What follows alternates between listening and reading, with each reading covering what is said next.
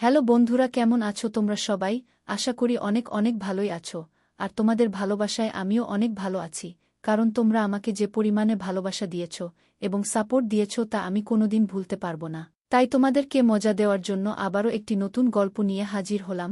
গল্পটি শোনার মতো, আশা করি তোমাদের দাঁড়িয়ে যাবে এবং তোমরা হাতের কাজ করতে সবাই হেডফোন নিয়ে বসে যাও। আমি আমার চাচিকে খুব ভালোবাসতাম এবং তিনি আমার সব কথায় বিশ্বাস করতেন। তিনি দেখতে অনেক সুন্দর ছিলেন। আমি তার রূপের প্রেমে পড়ে যাই। গায়ের রং ছিল ফর্সা, একটু স্বাস্থ্যবান, যা তাকে আরও সুন্দর করে তুলেছিল। চাচির শ্বশুরবাড়িতে প্রথমে ঘুমটা পড়ে থাকতেন, কিন্তু সময়ের সাথে সাথে ভাই বোন ভাগ্নেদের সাথে বন্ধুত্ব গড়ে উঠতে থাকে। চাচি আর চাচা সবাই একসাথে থাকতে শুরু করলেন এবং সবকিছু স্বাভাবিক হয়ে গেল, এমনকি ঘুমটা দেয়া বাদ দিয়ে দিলেন। আমার চাচি যখন বিয়ে করে বাড়ি এলো তখন আমি তাকে আমার চাচির মতো ভাবতাম, কারণ তার সাথে আমার বয়সের পার্থক্য খুব বেশি ছিল না। নতুন কেউ বাড়িতে এলে সে খুশি হতো, উত্তেজিত হতো এবং তার সাথে আরও কথা বলতো। পুরো বাড়িটাও সে সুন্দর করে তুলত এবং তার কথা বলার মধ্যে একটি বিশেষ আকর্ষণ ছিল। সে রান্নাঘরে দাঁড়িয়ে কাজ করছিল আর যখনই সে কিছু চাইতো আমি তা এনে দিতাম। আমরা হাসতাম, ঠাট্টা করতাম, লুডু খেলতাম, কখনো একসাথে বসে চা পান করতাম আর আমি তার দিকে চেয়ে থাকতাম। জানি না কেন একটা সময় ছিল যখন পরিবারে এটা নিয়ে কথা উঠেছিল যে হয়তো আমার খালার সাথে আমার কিছু অদ্ভুত সম্পর্ক আছে। এই খবরটি পরিবারের একজন মহিলার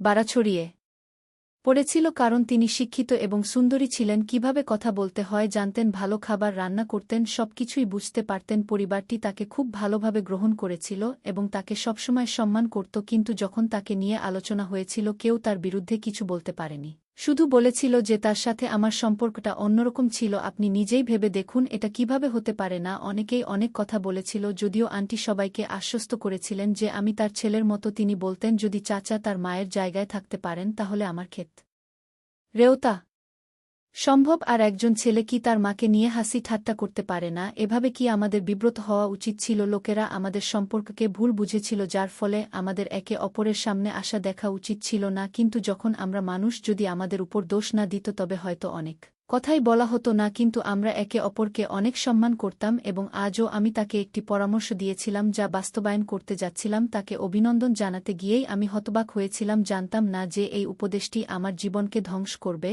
এবং আমার বাড়িতে অশান্তি সৃষ্টি করবে। আমার নাম শ্রাবণ। আমার পরিবারের আমি যুবক এবং সবচেয়ে শক্তিশালী। সবাই আমাকে বিশ্বাস করত। লোকে বলতো যখনই কোনো কাজে বিয়ে হতো সব কাজ আমার হাতে তুলে দেওয়া হতো। তারা জানত শ্রাবণ যদি কাজে মন দেয় তাহলে তা সফল হবেই। প্রত্যেক পরিবারে এরকম একজন সদস্য থাকে এবং আমার এক বোন ছিল। আমি, আমার বাবা মা এবং আমার বোন সবাই একই গ্রামে এক বাড়িতে থাকতাম। যদিও তার স্বামী আর নেই, একটা ছেলে ছিল যার নাম ছিল সাজু। সে নিজের জগতে মগ্ন থাকত। সাজু আমার থেকে ছোট ছিল। একবার আমি আমার চাচির বাড়ি গিয়েছিলাম। সেদিন আমি বললাম, চাচি তুমি এত সুস্বাদু খাবার না করেছ, আমি মুগ্ধ।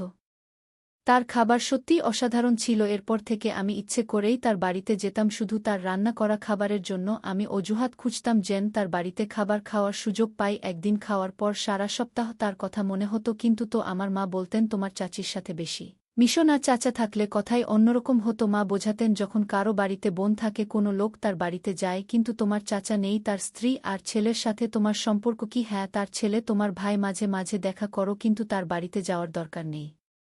4 ঘণ্টা বসে থেকে কি লাভ? মা বলতেন আমার চাচির সাথে আমার সম্পর্ক যেন ভুলে যাই। আসলে আমার চাচা বয়সে বড় ছিলেন এবং চাচি আমার থেকে প্রায় 1-2 বছরের বড় ছিলেন। আমি বলতাম তুমি জানো, পরিবারের একজন মহিলাও বলেছিলেন আমার চাচির কট্টর শত্রু ছিলেন তোমার চাচি এবং পুরো পরিবার জানে তিনি কখনো ভালো কিছু করেননি, সবসময় অন্যের চরিত্র নিয়ে কথা বলতেন। মা বলতেন সে সাধারণ মহিলা নয়, সে তোমার চাচি। এখন আর তোমার ওখানে যাওয়া আমার ভালো লাগছে না। আমি যদি তোমাকে কিছু করতে বাধা দিই তুমি কেন আমার সাথে ঝগড়া করছো? আমি বললাম ঠিক আছে, ভবিষ্যতে এই ব্যাপারটা দেখব। আমার চাচি তখন খুব বিরক্ত ছিলেন এবং শুধু তার অনুভূতির কথাই বলতেন। তাহলে কি পরিবারের কেউ আমার চাচাকে ভালো মনে করবে না? আন্টি কখনোই জীবনে কোনো কাজ করেননি এবং শুধু তার ঘর চালাতেন। তিনি অনেক ধন সম্পদ নিয়ে বিদেশ চলে গেলেন। সবাইকে বললেন যে সেখানে গিয়ে ব্যবসায় টাকা বিনিয়োগ করবেন এবং সবার টাকা দ্বিগুণ হবে, কিন্তু সেখানে যাওয়ার পর সেই টাকাও নষ্ট হয়ে গেল। ফিরে আসার পর লোকে জিজ্ঞেস করল কি হলো? এরপর তিনি মারা গেলেন। তার মৃত্যুর পরেও কেউ তাকে ভালোভাবে স্মরণ করেনি, কারণ তিনি মৃত্যুর আগে পুরো পরিবারকে প্রতারণা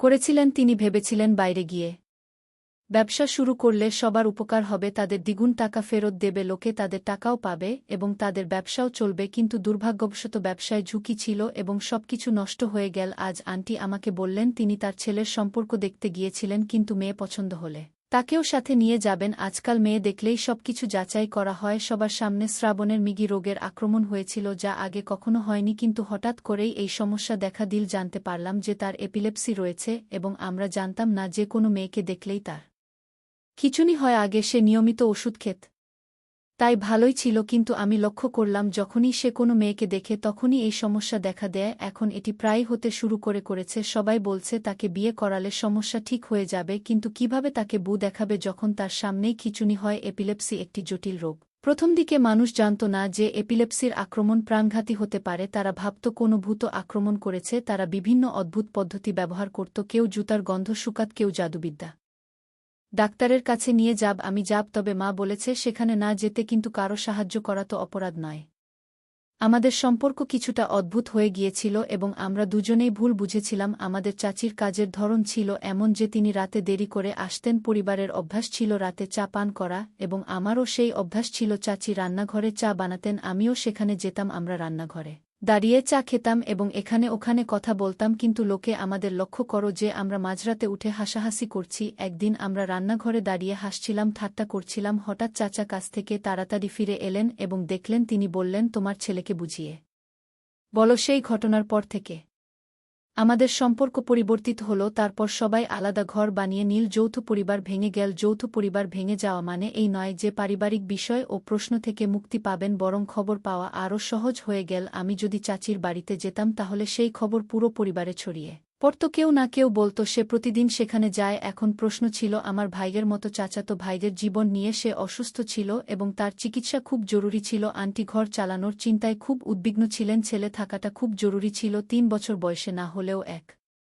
৩ বছর বয়সে বাড়িতে হাজারটা কাজ ছিল যা সে নিজে করতে পারত না। মাঝে মাঝে আমি রুমের বাল্ব বদলিয়ে দিতাম, কখনো তার রেশন নিয়ে আসতাম, আর কখনো অন্য কোনো ঘরের কাজ করতাম যা সে একেবারেই করতে পারত না। এখন সে বড় হয়ে উঠছিল, কিন্তু পুরো পরিবার তাকে ঘৃণা করত এবং কেউই তাকে তাদের মেয়ের জন্য পছন্দ করত না। তাই সে তার ছেলেকে বিয়ে করাতে খুব আগ্রহী ছিল এবং তাকে সম্পর্ক বোঝাতে বলেছিল। আমি তার সাথে বন্ধুত্ব করার অনেক চেষ্টা করেছি, কিন্তু সে খুব অদ্ভুত ছিল। নিজের জগতে ব্যস্ত থাকত, পড়ালেখায় ভালো ছিল না, কোনো কাজ করত না, এমনকি চাকরিও করত না। হয়তো এটা তার বাবা মায়ের কারণেই ছিল, কিন্তু পরিবারের সদস্যরা চাচাকেও ভালোভাবে দেখত না। আমি তাদেরকে ডাক্তারের কাছে নিয়ে গেলাম। বলল, তুমি আরাম পাবে, প্রতিদিন একটা করে বড়ি খেতে হবে, এই বড়ি ছাড়া তুমি বাঁচতে পারবে না, যেমন ডায়াবেটিক রোগীর জন্য ইনসুলিন প্রয়োজন। বুঝলাম এই বড়ি তার জন্য অত্যন্ত জরুরি। ডাক্তার বললেন, ধৈর্য ধরো, তোমার ছেলেকে সুস্থ হতে দাও। কিন্তু তিনি বললেন, আমি অপেক্ষা করতে পারি না। আমি আজকাল আমার স্বাস্থ্য সম্পর্কে কিছুই জানি না। আমার কি হবে, তার কি হবে, তার দেখাশোনার জন্য কেউ থাকবে না। আমি বলেছিলাম আমরা মেয়েটিকে দেখতে গিয়েছিলাম। তিনি বললেন, তুমিও আমার সাথে আসো। আমরা সেখানে গিয়ে বসলাম। মেয়েটিও এগিয়ে এলো। প্রথমে মনে হলো আমার চাচাতো ভাইয়ের অবস্থা ভালো আছে, হয়তো ওষুধের কাজ করছে, কিন্তু হঠাৎ তার অবস্থা খারাপ হতে শুরু করল। সবাই অবাক হয়ে গেল। মেয়েটি বলল, আপনারা সেই নারীদের মধ্যে যারা মনে করেন বিয়ের পর সব ঠিক হয়ে যাবে, আপনারা তার চিকিৎসা করান, তারপর বিয়ের কথা ভাবুন। নিচে নামতেই আমি বললাম, তুমি এটা সহজে করতে পারো। আমরা সম্পর্ক দেখতে এসেছি, তোমার মেয়েকে তুলে নিতে নয়। আমরাও সম্মানীয় মানুষ। চাচি রাগ না করতে বললেন। আমরা সেখান থেকে ফিরে এলাম। বাড়ি ফিরে মা খুব বিরক্ত হলেন, জিজ্ঞাসা করলেন আমি কোথায় ছিলাম। বললাম এক বন্ধুর বিয়েতে। মা বললেন, তোমার বোনের জন্য আমি বিয়ের পর থেকে তাকে এখানে আসতে দেয় না, আমাদের সাথে খারাপ ব্যবহার করেছে। ফোনে কথা বললেও মনে হয় কিছু লুকিয়ে আছে। যখনই কিছু জিজ্ঞেস করি বলে সব ঠিক আছে, ঈশ্বরকে ধন্যবাদ। কিন্তু আমি তার মা, বুঝতে পারি কিছু সমস্যা আছে, কিন্তু সে কিছু বলে না। আমি চিন্তিত ছিলাম। মা বললেন, দিদি নিজের ইচ্ছেমতো বিয়ে করেছে, আমরা সেই লোকটাকে পছন্দ করতাম না, খুব রাগী এবং অবদ্ধ, কিন্তু বোনের পছন্দ ছিল। আমি চিন্তায় থাকি, পছন্দের বিয়ে সবসময় সফল হয় না, মেয়েদের উপর চাপ থাকে, তারা ভাবে নিজের ইচ্ছায় করেছি, সব সহ্য করতে হবে, এমনকি অত্যাচারও সহ্য করে, এভাবে চলতে পারে না। আমি বললাম, আমরা তাকে সাহায্য করতে পারি। মা বললেন, মেয়েরা যখন নিজের ইচ্ছায় বিয়ে করে তারা পাপ করেনি, কিন্তু শ্বশুরবাড়ির লোকেরা যেন তাদের ভাগ্যের কাছে ছেড়ে দিয়ে যা খুশি তাই করে। আমার সংসারে বেশ কিছু সময় কাটিয়েছি এবং দেখেছি এমন ভাগ্যপূর্ণ মহিলার জীবন কিভাবে হয়, দিনরাত কাঁদে। আমি চাই না আমার মেয়ের জীবন তেমন হোক। আমাদের পরিবারের কেউ জানত না আমার বোনের এই অবস্থার কথা, নইলে সবাই হাজারটা কথা বলত।